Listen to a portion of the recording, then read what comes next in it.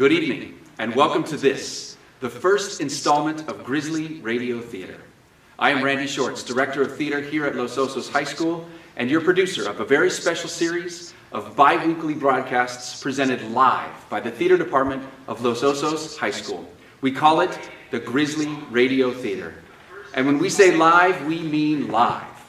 Everything you watch tonight will be happening in real time, including the acting, effects, and camera editing.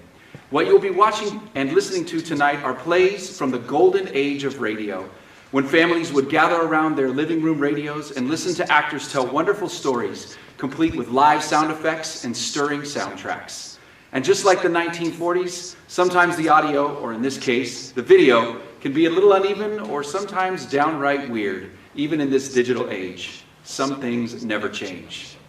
And while you're watching, we invite you to join us by taking a picture of you and where you are watching and share with us at hashtag LOHSGRT and see yourself during our intermission.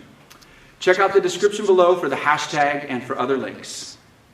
So, it's time to snuggle up, grab your favorite snacks, because it's time to begin. And we now invite you to sit back, relax, and enjoy.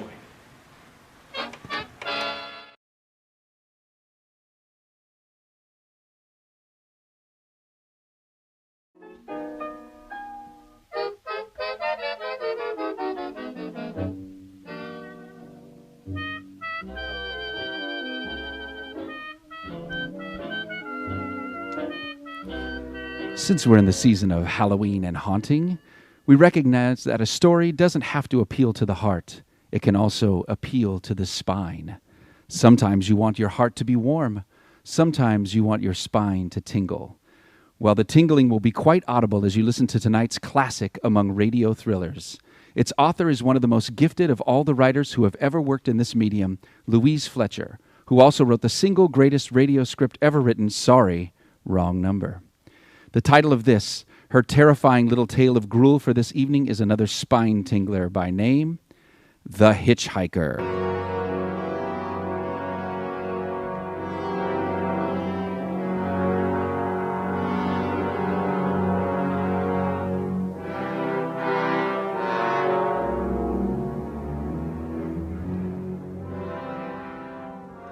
I'm in an auto camp on Route 66, just west of Gallup, New Mexico. If I tell it, maybe it will help me. It will keep me from going crazy, but I must tell this quickly. I am not crazy now. I feel perfectly well. Perfectly well, except I am running a slight temperature. My name is Ronald Adams. I'm 36 years of age, unmarried, tall, dark with a black mustache. I drive a 1940 Ford V8, license number 6V7989. I was born in Brooklyn. All this I know. I know I'm at this moment perfectly sane. That it's not me that's gone mad, but something else. Something utterly beyond my control. But I must speak quickly. At any moment the link with life may break. This may be the last thing I ever tell on Earth. The last night I ever see the stars. 6 days ago, I left Brooklyn to drive to California. Goodbye, son. Good luck to you, my boy. Goodbye, Mother. Here, give me a kiss and then I'll go.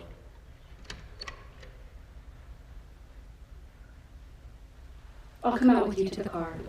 It's raining. Stay here at the door. Hey, what's this? Tears? Oh, it's just the trip. Ronald, I wish you weren't driving. Oh, Mother, there you go again. People do it every day. No, but you'll be careful, won't you? Promise me you'll be extra careful.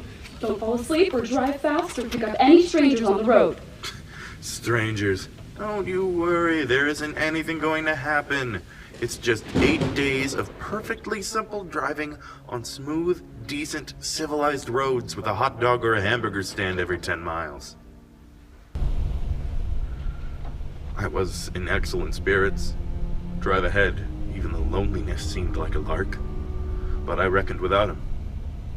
Crossing Brooklyn Bridge that morning in the rain, I saw a man leaning against the cables.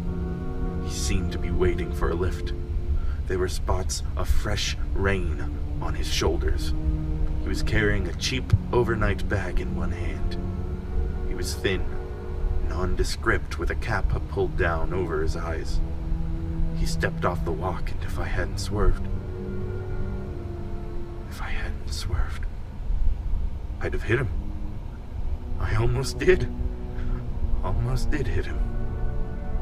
Now, I would have forgotten him completely, except that just an hour later, while crossing the Pulaski Skyway over the Jersey Flats, I saw him again. At least he looked like the same person.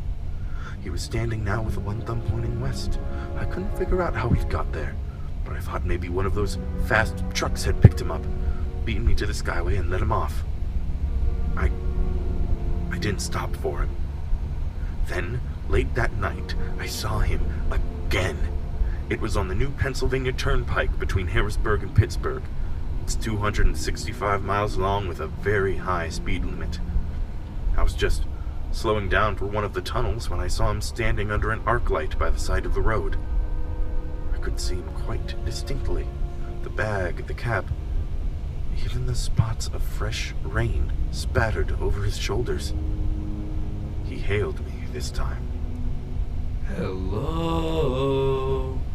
Hello? I stepped on the gas like a shot. It's lonely country through the Alleghenies, and I had no intention of stopping. Besides, the coincidences, or whatever it was, gave me the willies. I stopped at the next gas station. Yes, sir? Fill her up, will you? Check your oil? No, thanks. Hey, nice night, ain't it? Yes. It hasn't been raining here lately, has it? Not a drop of rain all week. Oh, no. I suppose that hasn't done your business any harm? No. People drive through here all kinds of weather, mostly business snow. Ain't many pleasure cars out here on the turnpike this season of the year. I guess not. What about hitchhikers? Hitchhikers? Here? Why? What's the matter? Don't you ever see any? A guy'd be a fool to start out to hitchhike on this road. Look at it. You mean you never see anybody? No. Maybe they get a lift before the turnpike starts. I mean, you know, just before the toll house. But then it's a mighty long ride. Most cars wouldn't pick up a guy for that long a ride. This is pretty lonesome country here. Mountains and woods. You ain't seen nobody like that, have you? Oh, no, it's just a technical question. Oh, I see. Well, that'll be $1.49 with the tax. The thing gradually passed from my mind as a coincidence. I had a good night's sleep in Pittsburgh. I didn't think about the man all the next day until just outside of Zanesville, Ohio, I saw him again. It was a bright, sunshiny afternoon. The peaceful Ohio fields, brown with the autumn stubble, lay dreaming in the golden light. I was driving slowly, drinking it in, when the road suddenly ended in a detour. In front of the barrier, he was standing. Let me explain about his appearance before I go on. I repeat, there was nothing sinister about him. He was as drab as a mud fence, nor was his attitude menacing. He merely stood there waiting, almost drooping a little, the cheap overnight bag in his hand. He looked as though he'd been waiting there for hours, and he hailed me. He started to walk forward. Hello? Hello? I'd stopped the car, of course, for the detour. For a few minutes, I couldn't seem to find the new road. I realized that he must be thinking that I'd stopped for him. Hello? No, just not now. I'm sorry. Going to California? No, not today. I'm going to New York. Sorry! After I got the car back on the road again, I felt like a fool. Yet the thought of picking him up, of having him sit beside me, was somehow unbearable. Yet, at the same time, I felt, more than ever, unspeakably alone. Hour after hour went by. The fields, the towns ticked off one by one. The lights changed. I knew now that I was going to see him again. And though I dreaded the sight, I caught myself searching the side of the road, waiting for him to appear. Yep, what is it? What do you want? You sell sandwiches and pop here, don't you? Yep, we do in the daytime, but we're closed up for the night. I know, but I was wondering if you could possibly let me have a cup of coffee? Black coffee? Not at this time of night, mister. My wife's the cook and she's in bed. Well, now, listen. Just a minute ago, there was a man standing here, right beside here, and a suspicious-looking man. Henry! Who is it, Henry? It's nobody, Mother. Just a fellow thinks he wants a cup of coffee. Go back to bed. I don't mean to disturb you, but you see, I was driving along when I just happened to look, and there he was. What was he doing? Nothing. You've been hitting the bottle, that's what's the matter with you. You got nothing better to do than wake decent folk out of their hard-earned sleep. Now get going, get on. It looked as though he was going to rob you. I ain't got nothing in this den to lose. Now on your way before I call out Sheriff Pokes.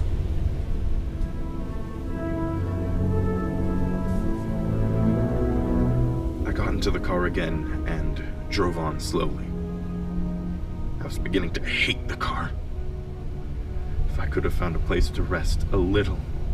But I was in the Ozark Mountains of Missouri now. The few resort places there were closed. I had seen him at that roadside stand. I knew I'd see him again. Maybe at the next turn of the road. I knew that when I saw him next, I'd run him down.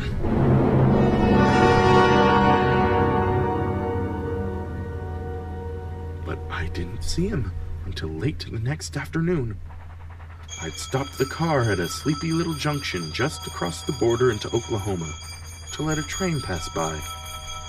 When he appeared across the tracks, he was leaning against a telephone pole. It was a perfectly airless, dry day. The red clay of Oklahoma was baking under the southwestern sun, yet there were spots of fresh rain on his shoulders. I couldn't stand that. And I thinking blindly, started the car across the tracks. He didn't even look up at me. He was staring at the ground. I stepped on the gas hard, veering the wheel sharply toward him. I could hear the train in the distance now, but I didn't care.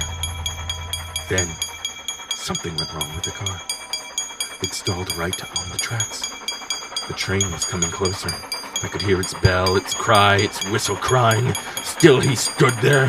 Now I knew that he was beckoning me to my death. Well, I frustrated him that time. It started. It worked at last. I managed to back up, but after the train had passed, he was gone. And I was all alone in the hot, dry afternoon.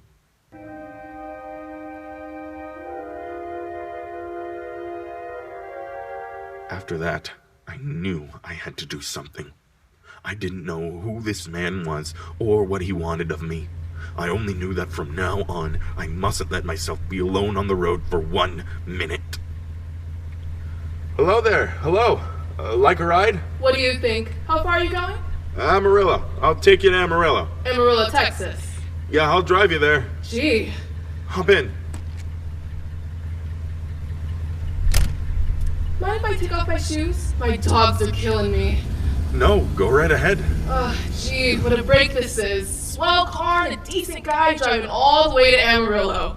All I've been getting so far is trucks. Hitchhike much? Sure. Only it's tough sometimes in these great open spaces to get the brakes. Yeah, I'd think it would be. But I'll bet, though, if you got a good pickup and a fast car, you could get to places faster than, well, say, another person in another car. I don't get you. Well, you take me, for instance. Suppose I'm driving across the country at a nice, steady clip of about 45 miles an hour.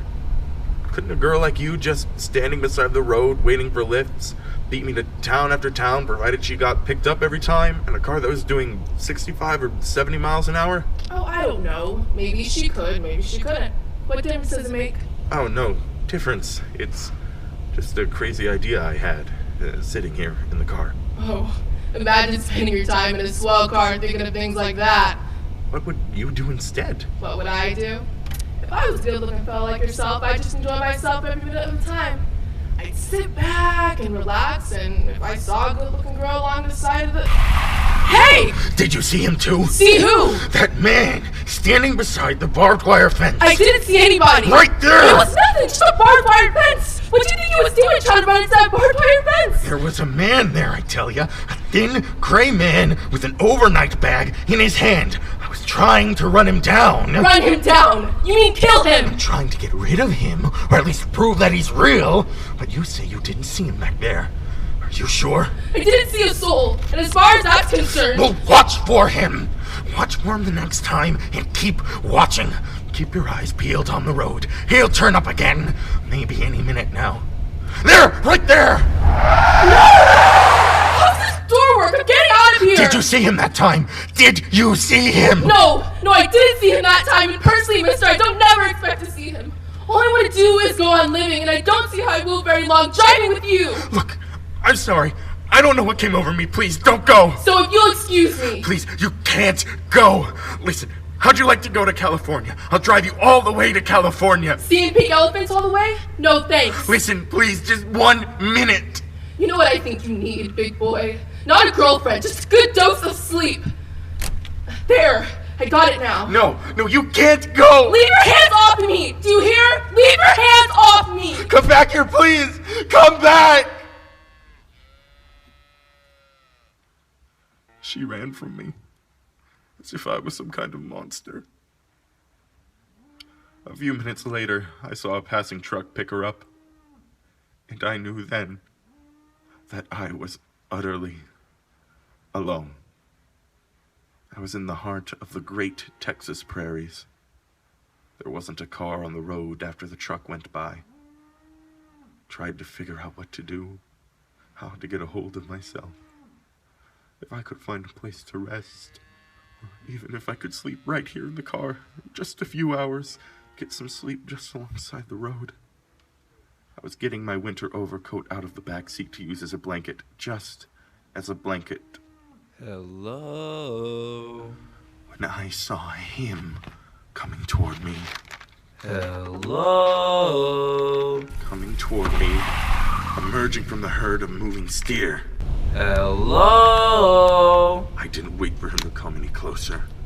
Hello? Maybe I should have spoken to him then.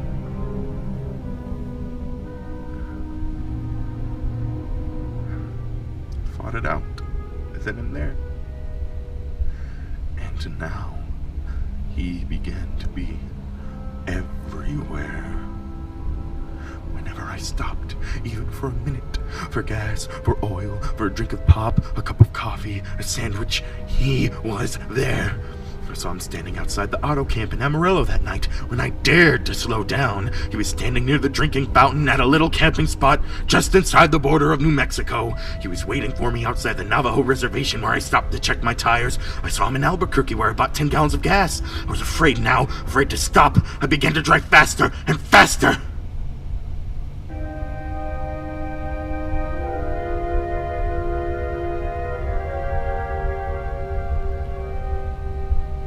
I was in lunar landscape now. The great, arid mesa country of New Mexico. I drove through it with the indifference of a fly crawling over the face of the moon. And now he didn't even wait for me to stop. And as I drove at 85 miles an hour over those endless roads, he waited for me at every other mile. I could see his figure, shadowless, flitting before me, still in its same attitude over the still and lifeless ground, flitting over dried-up rivers, over broken stones cast up by old glacial upheavals, flitting in the pure and cloudless air. I was beside myself. Beside myself. When I finally reached Gallup, New Mexico this morning. There's an auto camp here. It's cold, almost deserted this time of year. I went inside and asked if there was a telephone. I had the feeling that if I could speak to somebody familiar, somebody that I loved, I could pull myself together. Number, please. Long distance. Thank you. This is long distance. I'd like to put in a call to my home to Brooklyn, New York. I'm Ronald Adams. The number is Beechwood 9970. Thank you. What is your number? My number, it's 312. Albuquerque, New York to Gallup, New Mexico, Beechwood 9970. I'd read somewhere that love could banish demons. It was in the middle of the morning. I knew Mother'd be home. I pictured her tall, white-haired in her crisp house dress, going about her tasks. It'd be enough, I thought, just to hear the even calmness of her voice. Will you please deposit $3.85 for the first 3 minutes? When you have deposited $1.50, will you wait until I've collected the money?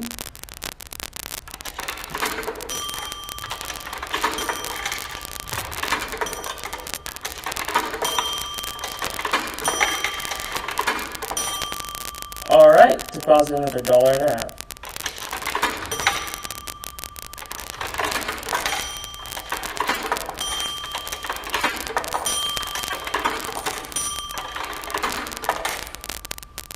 Will you please deposit the remaining 85 cents?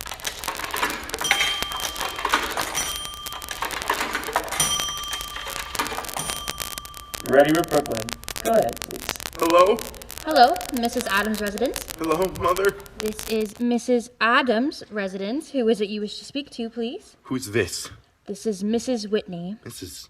Whitney? Why, I don't know any Mrs. Whitney. Is this Beechwood 9970? Yes? Where's my mother?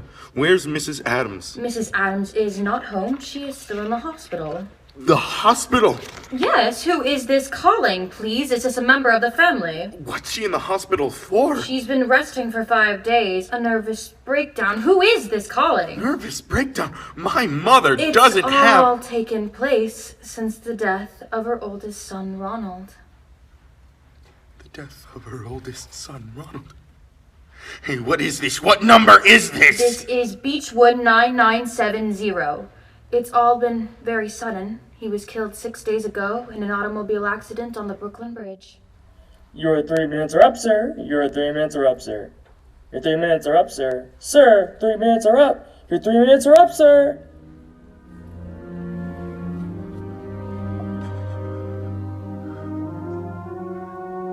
And so, I'm sitting here in this deserted auto camp in Gallup, New Mexico. And so I'm trying to think.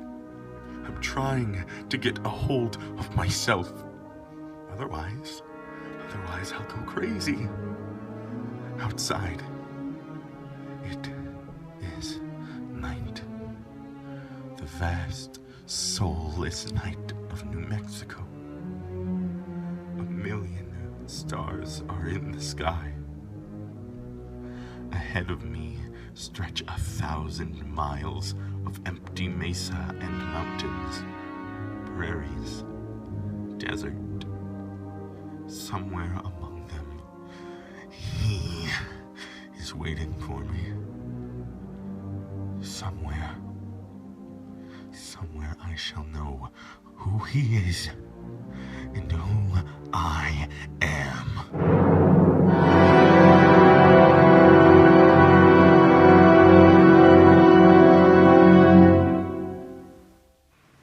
Well, folks, We hope you enjoyed our first story of the evening, The Hitchhiker. And in just a few minutes, we will be bringing you our second spooky tale for tonight, The House in Cypress Canyon. But before we do, we invite you to enjoy some highlights from the Los Osos Choir Department's recent performance of Broadway Night. And while you're enjoying the choir, why not drop to the description below and consider donating to the LOHS Theater Department if you are enjoying what it is that you are watching. So, we invite you to relax and enjoy the LOHS Choir Department's Broadway Night highlights.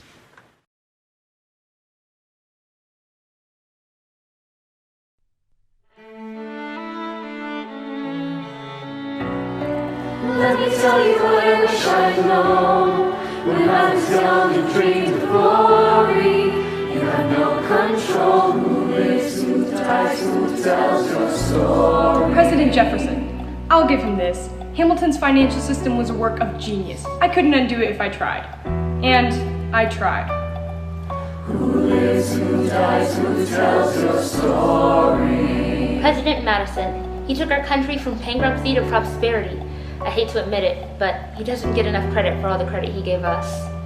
Who lives, who dies, who tells your story? Every other founding father's story gets told. Every other founding father gets to grow old. And when you're gone, who remembers your name? Who keeps your flame? Who tells your story? Who tells your story? Your story. Eliza, I put myself back in the narrative. I stopped wasting time on tears. I lived another 50 years. It's not enough.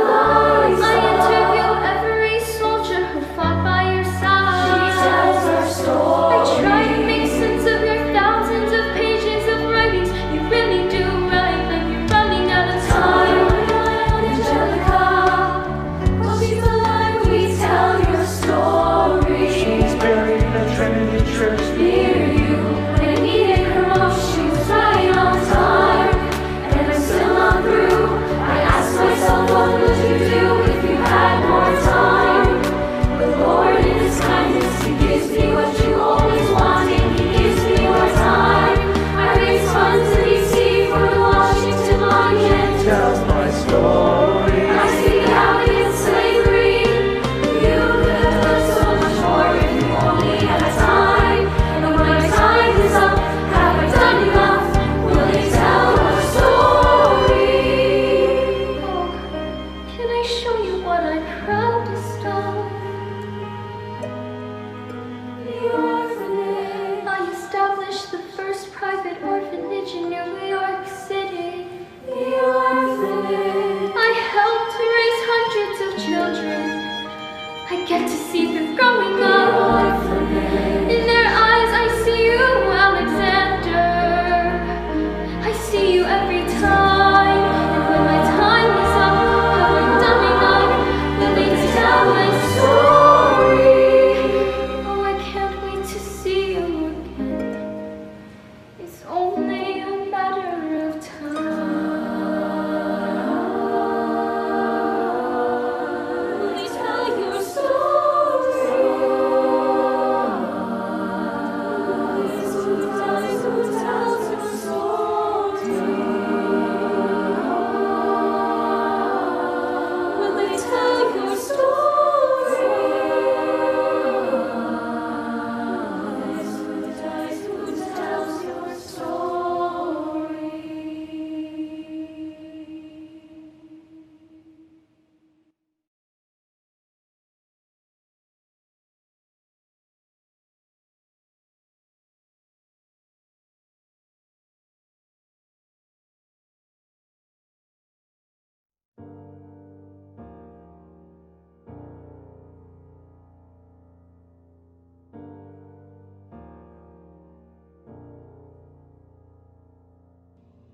Have you ever felt like nobody was there?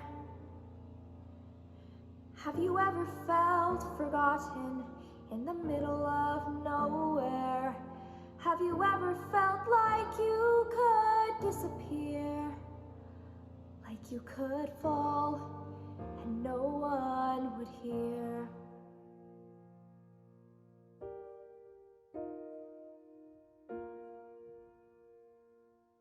So let the lonely feeling wash away.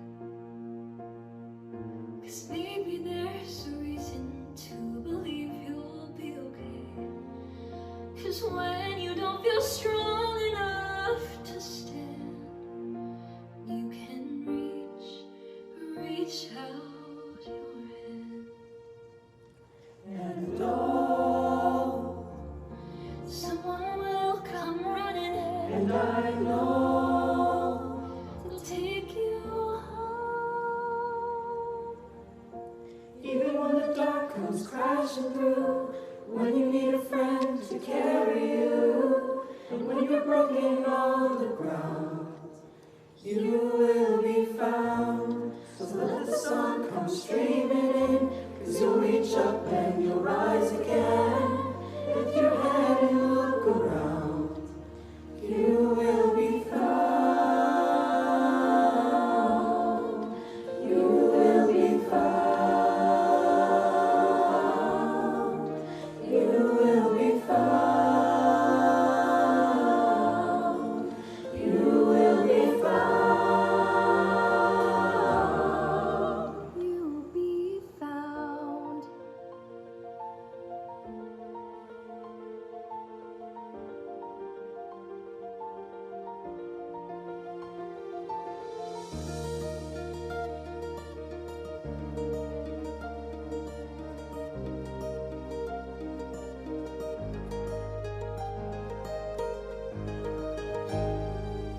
There's a place where you don't have to feel unknown.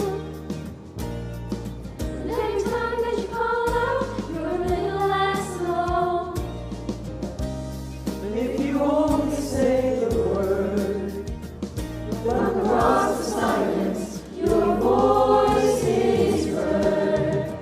Oh, someone will come running. Oh, to take you.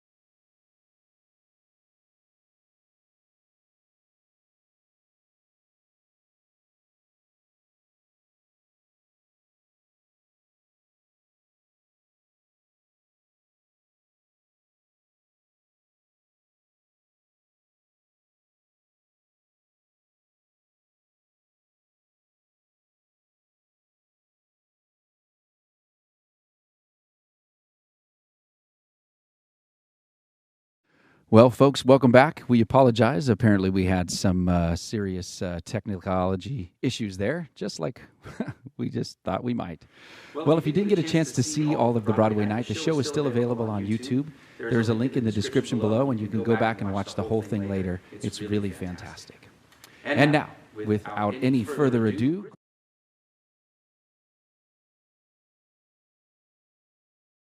The House in Cypress Canyon.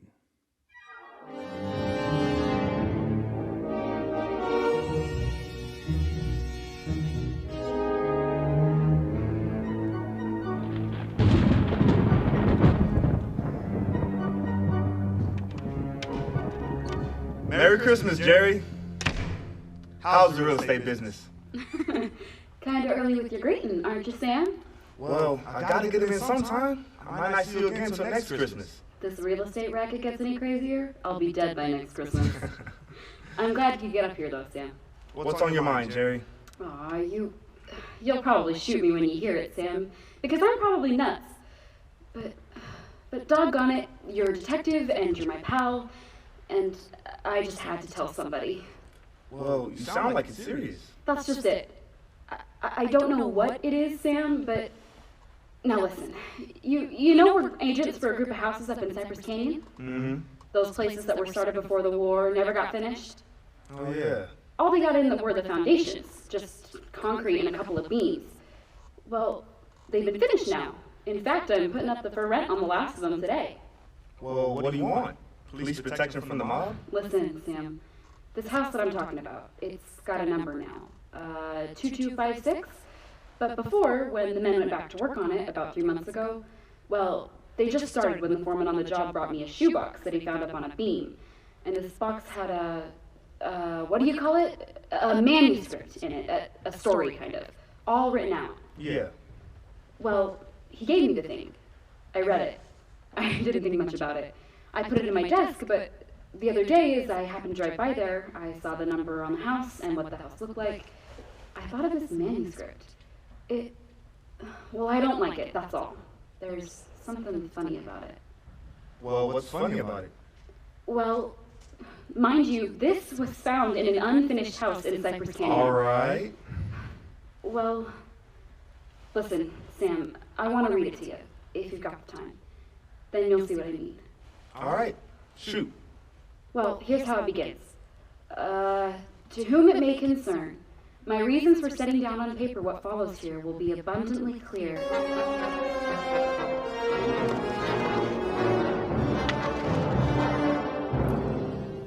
Will be abundantly clear to anyone into whose possession it may fall.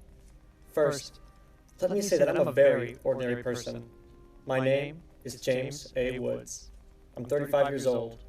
By profession, a chemical engineer. My wife, Ellen, was a school teacher when I met and married her in Indiana 7 years ago.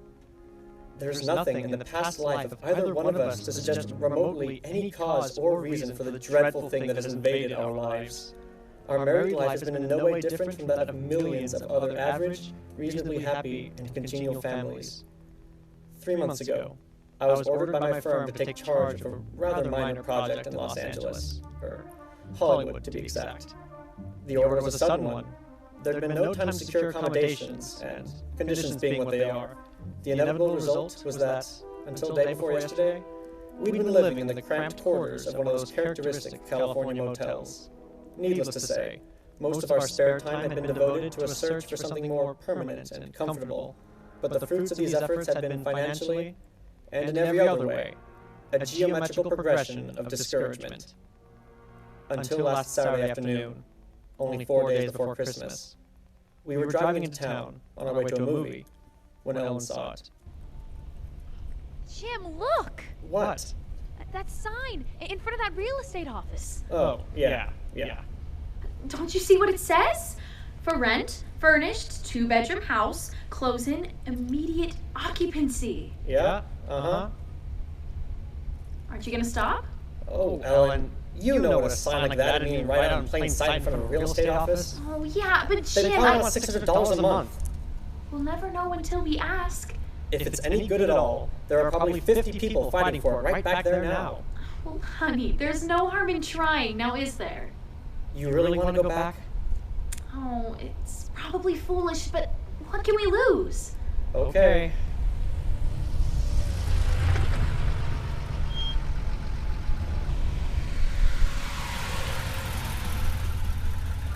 Oh, darling, come on, cheer up. How do you know? Maybe our luck's changed. Maybe fate's gonna give us a nice new house for a Christmas present.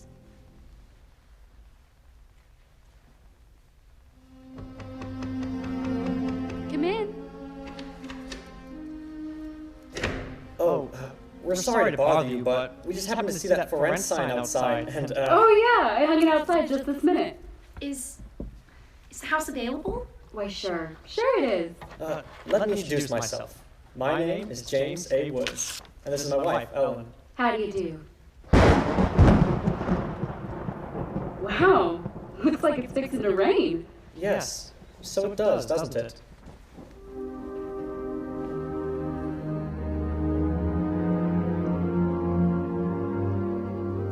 Well, it was one of those things.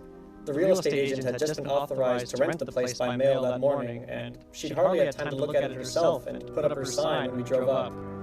It was just an ordinary little California house, about halfway up Cypress Canyon, number 2256. Just an ordinary, undistinguished little house. The agent didn't know much about it. Construction on it had been stopped by the war, and it had just been completed and furnished lately. Been vacant while somebody's estate was being settled, and now it was owned by a bank in Sacramento. Of course, we didn't care about that. Got this key in the mail along with the authorization to rent. Only one there is. Of course, you can have duplicates made. Seems to stick a little. Oh, well, there it is.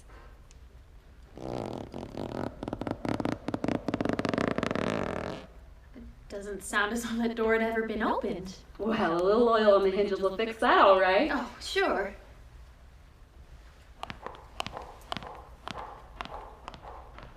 Well, now here's your living room. Furniture's a little dusty, of course. You gotta expect that. It's good furniture, though, you see? Benson Brothers. Yes, Now, over here's a little den. Paneled, you see? Radio, fireplace. Really a very attractive little room. Particularly for a man.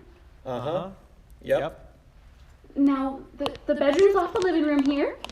Everything's all on one floor, you understand? It's, quite nice, I think. Yes, You can see you get the morning sun here. There's a view of the canyon through these front windows. You got cross ventilation.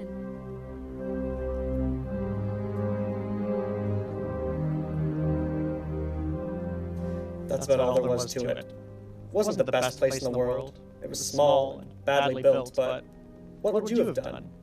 We took it, with as little inspection as that.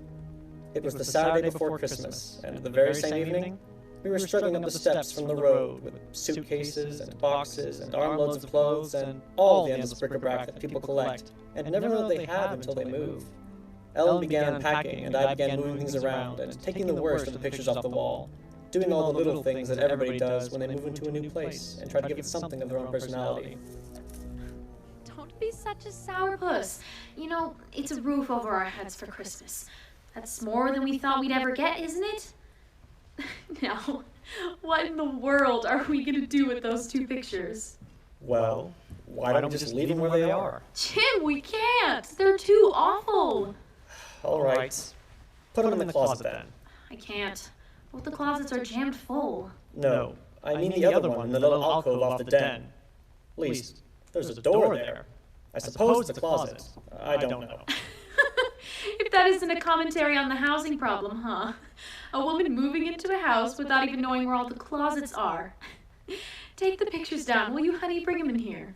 Okay. Guess you'll have to help me with the store. I can't get it open. Let me see it. Well, of course you can't, silly. It's locked. Where are those keys we found on the desk? Here they are. Nope. Not this one. Sure, this one won't work. Nope. Feels like an awful solid door for a closet. That's one solid door in the house. Nope. This one won't do it either. Well, we'll just have to get a locksmith up here on Monday. I'll put the pictures behind the desk, okay? Yeah, all right. Jim, if you could just help me move this armchair, huh? Oh, Helen, will you let it go until tomorrow? You know what time it is? Oh, but honey, I'd like to get the place looking just a bit more. Yeah, but it's almost midnight. In fact, it's exactly... What was that? Tomcat, I guess. Out in the brush somewhere. Sounded near. Hope that doesn't go on all night. Oh, there isn't much we can do about it. Come on, Ellen. I'm dead tired. All right, Jim.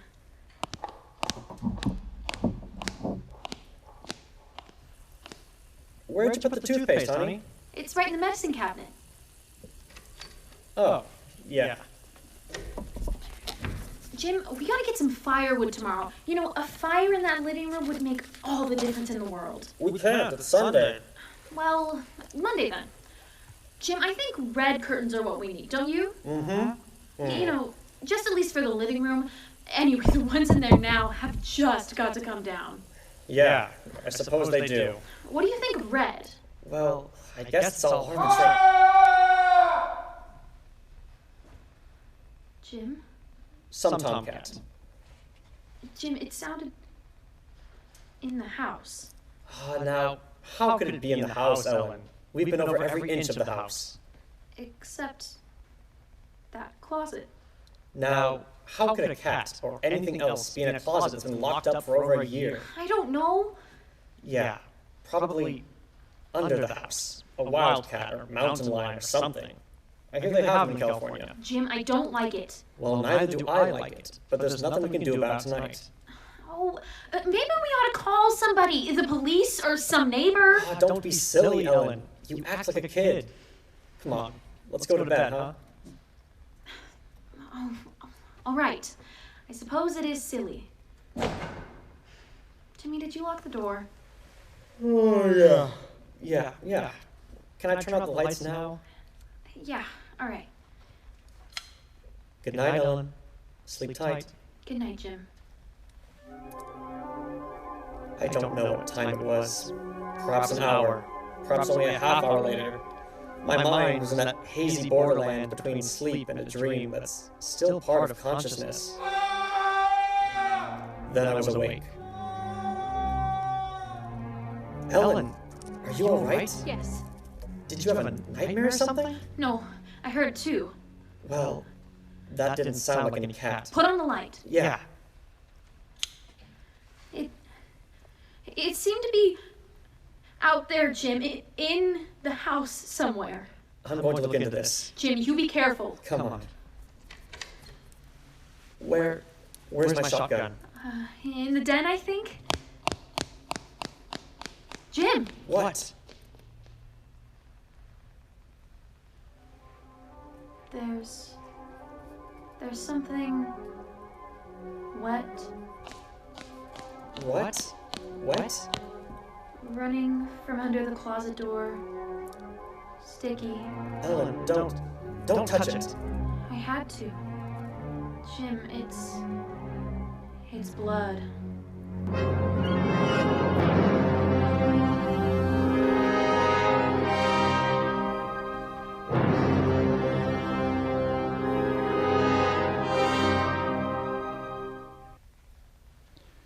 The House in Cypress Canyon will continue after these few brief announcements.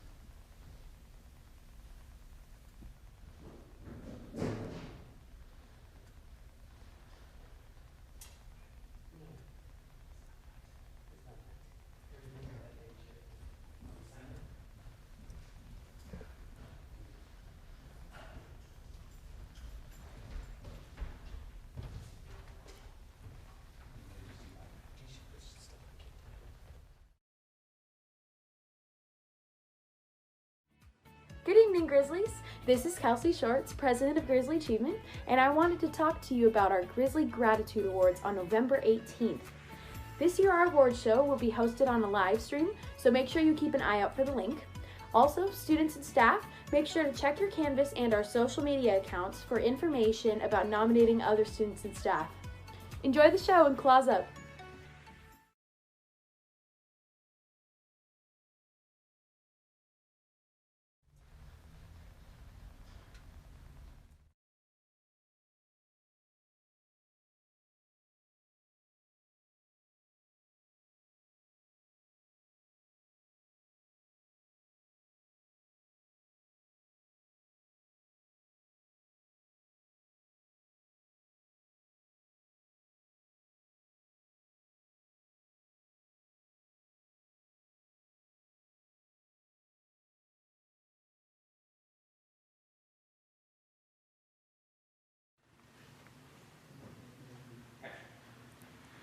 Are you enjoying this evening's performance? Would you like to see more opportunities for students to create fantastic theatrical productions? Well, we invite you to partner with us and consider supporting LOHS Theater financially. We are a completely self-funded extracurricular activity that provides students opportunities to create engaging, challenging, and relevant live theater in a professional format while still in high school. So if you'd like to support us financially, it's really simple. Follow the link in the description below, which takes you to the LOHS Student Store Drama Donation site. From there, it's a pretty simple process. Thanks for watching our performance tonight, and thank you for considering donating to the LOHS Theater Department. Enjoy the rest of the show.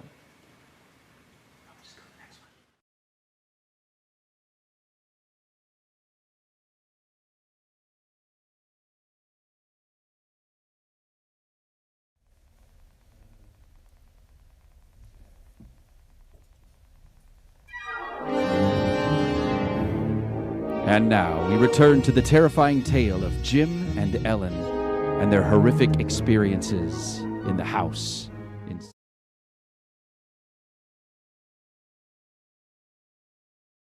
Be too difficult to understand from the foregoing why I have taken the pains to set down in writing the events related here. To find in one's newly rented house a closet which cannot be opened is in itself certainly no great cause for alarm. But to be awakened in the stillness of the night by unearthly cries within that house, to find oozing from under that closet door something that is unquestionably blood, that's another matter. Perhaps others might have been braver than we. Suffice it only to say that we got out of the house in something very close to a panic, and only returned when we had the moral support of two stalwart Los Angeles policemen. Moved in here, you say? That's right, officer. You can see we're still unpacking. And the place had been empty right along before that? Yeah, I don't know much about that part of it. You could check all out the real estate agent, though. Well, where's this closet? Oh, it's right in here, officer. And the blood is... Where's the blood? Jim? Officer, I swear to you, there was blood on the floor less than an hour ago. I saw it. Uh-huh. It was running out from under that door. We heard that noise and we got up and then we saw it.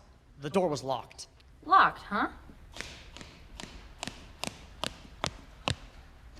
Oh, no, Well, it seems to be all right now. Hey, you folks aren't trying to be funny, are you? Isn't there anything in it? No, ma'am, there is not. Look, officer, we're reputable people. You can call my firm. They'll tell you all about me.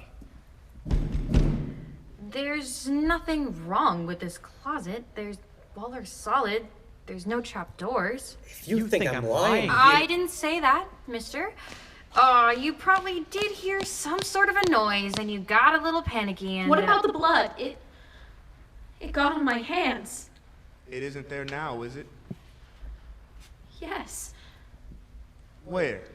I feel it. Now you folks just take it easy. You know you're liable to hear all kinds of noises in these canyons at night. You're from the east, you say? Yeah. I'm sorry, officer. Oh, that's all right. That is all right. If you have any real trouble, call on us anytime. All right. Well, good night. Good night. Good night.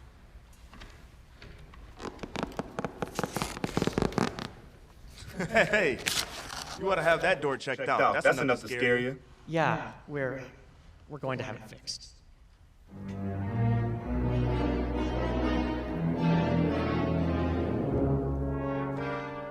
We didn't say much about it after that. There wasn't much that could be said. The next day, I went down to a lot and bought a little Christmas tree and some trimmings, and we tried to pretend we were cheerful, but there was an uneasiness between us that had never been there before. Ellen seemed tired and listless. Several times during the day, I noticed her washing her hands with a brush, scrubbing the one that had touched the blood. That night, we each took a sleeping pill and went to bed.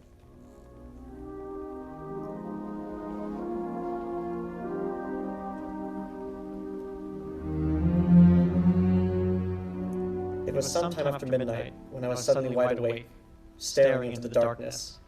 In some way, I knew at once and instinctively what had awakened me. Ellen was not in her bed, nor in the room. The nameless thing I had feared gripped at my heart until I could scarcely breathe. I opened the bedroom door and started through the house, putting on every light that I could find. There was not much to search, but I searched thoroughly. The living room, the kitchen, bathroom, den, even the garage. And, all the time, the dread of looking where I knew at last I must look. For I think I knew from the very first time where I'd find her. It must have been a full minute that I stood before that closet door. Then, I opened it. She stood there, rigid, her arms at her sides, her fingers extended like claws. Her hair was over her face, her eyes stared out of it. Her lips were drawn back in a grin like an animal at bay. For a moment, I was frozen with the horror of it. I stretched out my hand. Very deliberately, she turned her head and sunk her teeth, until they met into the flesh of my forearm. Ah! I'd raised my hand to strike at her, but already she'd relaxed her hold and gone utterly limp. She would have fallen unless I'd caught her, carried her into the bedroom, and laid her on the bed. Strangely, at that moment, my only thought was how I might revive her, until I saw that it was not a faint, but a sleep that she'd fallen into, a sleep as deep and heavy as though she'd been drugged. And so I left her. But for me, that night, there was no sleep.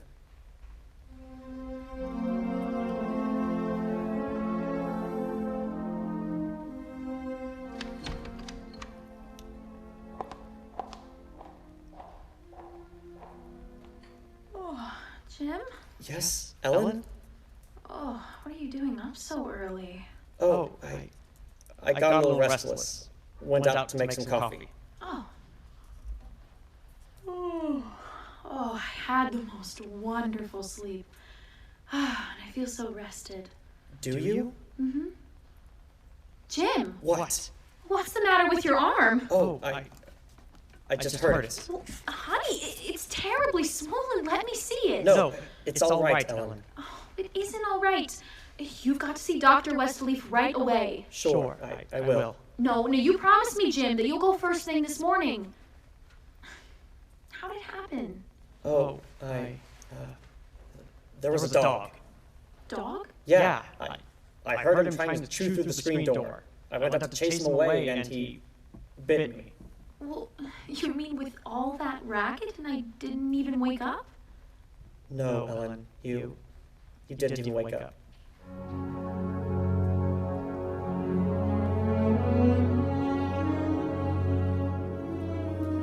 It was clear to me that Ellen knew nothing of what had transpired the night before. I went to my office that morning and made a pretense of going over routine business, if only to restore my mind to some semblance of calm by the sight and sound of common, familiar things. The pain in my arm had become a persistent, dull throbbing. I made a late appointment with Dr. Westleaf. He treated my arm with something of an arched eyebrow, and he said, "Well, I've never seen anything quite like it before. That is, such a rapid onset of infection."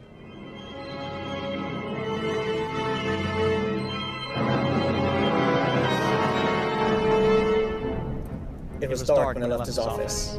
I hadn't realized it was so late. Driving home, my car seemed sluggish until I saw the needle on the dashboard and realized that I was pushing it to the utmost of its speed. I was racing home to prevent something before it was too late, before the darkness conspired against me. For somehow I already knew with certainty that it was the darkness and the night that I had to fear. The curves of the canyon seemed endless. Then, the cold fear reached up inside me. My house, too, was dark.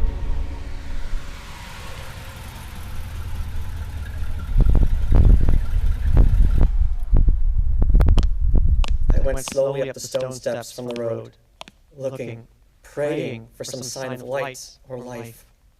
There was none. The house was empty. Ellen was gone. I looked with the same self-torturing thoroughness, and in that closet first of all. Knowing as I did so, it was hopeless. And so, alone in that empty house, I waited, powerless, helpless now, deadened in thought and will, empty as the house itself, save only for the overwhelming sense of a terrible foreboding. Sometime in the early hours of the morning, I snapped on the radio. Shortwave. Why? Surely a minor question now. I only know that I did. And then I heard it. Caller 5-8. Go to Laurel Canyon, the 4000 block. A report that a man has been injured or attacked. Condition thought to be critical. Ambulance will follow. That is all. I was there almost before the police, edging my way through the little crowd, staring down at the man lying there in his white uniform under the streetlight. Yeah, the milkman. Poor guy. I heard him scream, but when I got here, he was just like this. All right, stand back. Stand back. Please, stand back. Well, you again. I heard it on the radio. I live just down the road. Yeah, I remember. What happened? Well, take a look. Maybe you can tell us. He was dead, and he was lying on his back, and his throat had been torn out as though by the fangs of some wild animal.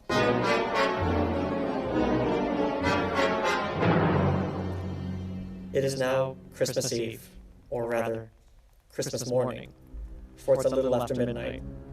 I've been waiting here in the stillness of this empty house for nearly 24 hours, waiting for the end. Already once tonight, I've heard that dreadful wailing cry somewhere in the hills. I've nailed up the closet door, but that, I know is childish. Useless. My arm is horribly swollen and turning black, but that's nothing. It's another end that I foresee, as surely as other men foresee the rising of the sun. I hear the cry again. It's nearer now.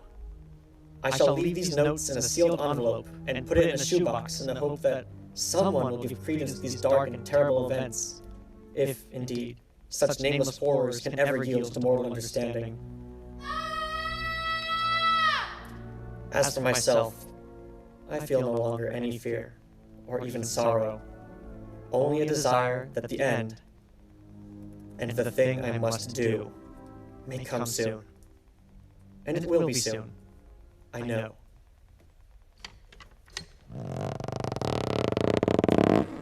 Yes, for there is someone at the door.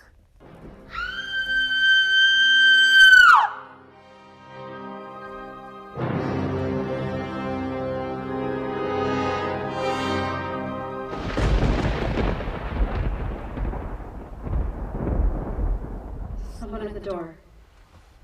Huh. What do you make of it, Sam? Well, it's quite a yarn. Well, what of it? That's what I thought. Now, listen, that's not quite all of it. Oh. Clip to it's a newspaper clipping. Listen. Hollywood, December the 26th. Police reported what was apparently a case of murder or foul play in Cypress Canyon sometime in the early hours of the morning. The victims were James A. Woods, a chemical engineer, and his wife, Ellen.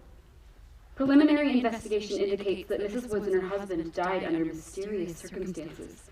It was clear that they fought desperately for their lives, as was evident by the disorder of the room and the severe lacerations inflicted upon Mr. Woods about the neck and arms.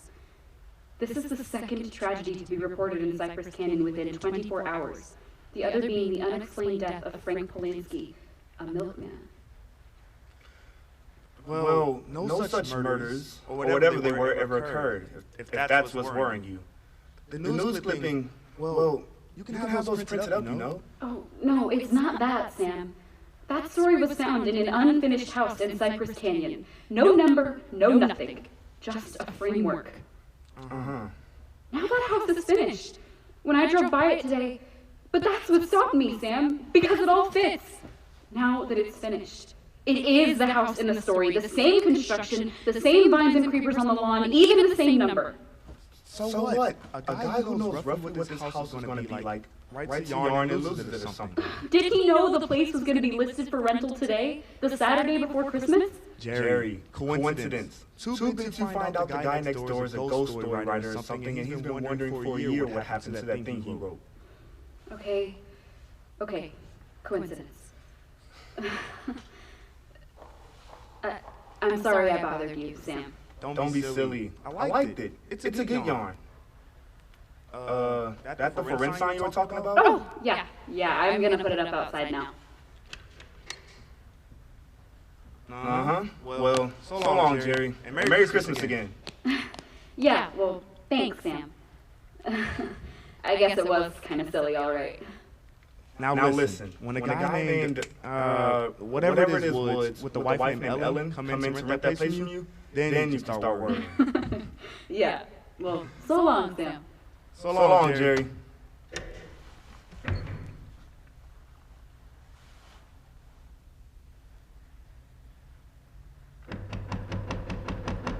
Come in.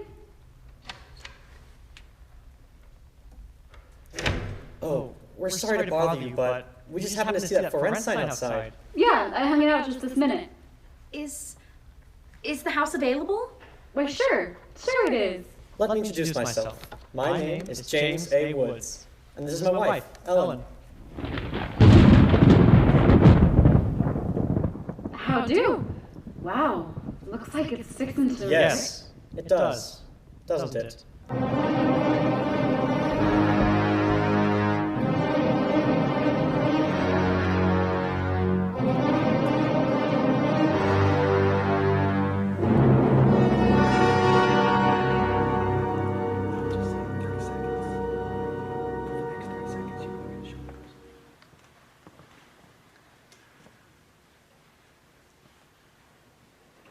Well, folks, for the next 30 seconds or so, we're going to show the clips of you guys watching tonight. So I'm going to take a little brief second and allow you to see those, and then I will do my little good night.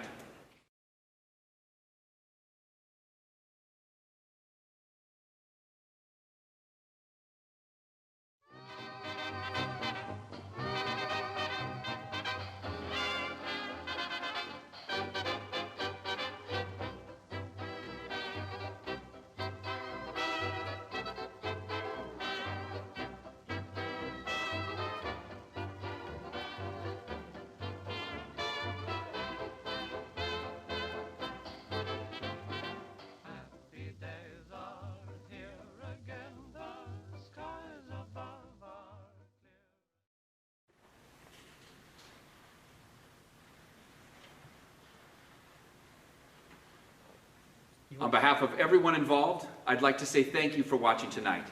And don't forget, if you'd like to financially support the Los Osos Theater Department, look for the details on the YouTube site. But honestly, we are so glad that we've had the opportunity to entertain you and your family, and we sincerely hope that you will choose to join us again in 2 weeks for our next installment of Grizzly Radio Theater.